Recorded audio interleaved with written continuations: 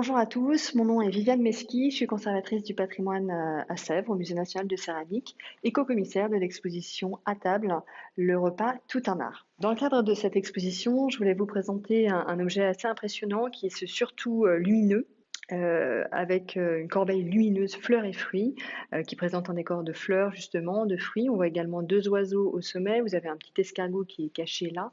Cet objet, en fait, il a été réalisé par la Manufacture de Sèvres en collaboration avec l'artiste Pierre-Émile Braquemont, qui est invité par Georges Le Chevalier-Chénignard dans les années 1920 à travailler à la Manufacture pour contribuer aux côtés de Ruhlmann, par exemple, à renouveler l'inspiration artistique des créations de la Manufacture de Sèvres.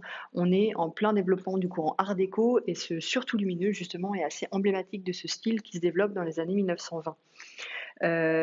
Cet objet, c'est un surtout lumineux de table. Qu'est-ce que ça veut dire? Il formait en fait un ornement de table dans la tradition des surtouts qui sont produits dès la fin du XVIIe siècle et notamment au XVIIIe siècle. Les surtouts, ce sont des ornements qui sont placés au centre d'une table, des ornements sculptés par exemple, à l'origine faits en matière périssable, en pâte par exemple, en sucre, et puis qui progressivement vont être transcrits en porcelaine.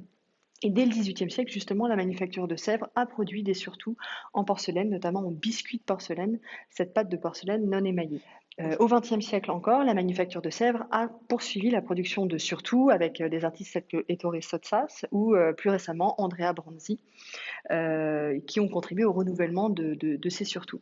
Cet élément, c'était le centre du surtout de cette table, et sa particularité, c'est qu'il est lumineux, en fait, il est électrifié par un système absolument discret, et justement, à l'occasion de l'exposition, cet objet qui est un dépôt du Mobilier national qui a été réalisé en 2000, eh bien cet objet a été restauré et on a pu lui restituer son système d'éclairage, son système électrique qui permet de mettre en valeur la translucidité de la porcelaine, et on voit très bien la transparence de la pâte à travers laquelle filtre s'introduit la lumière.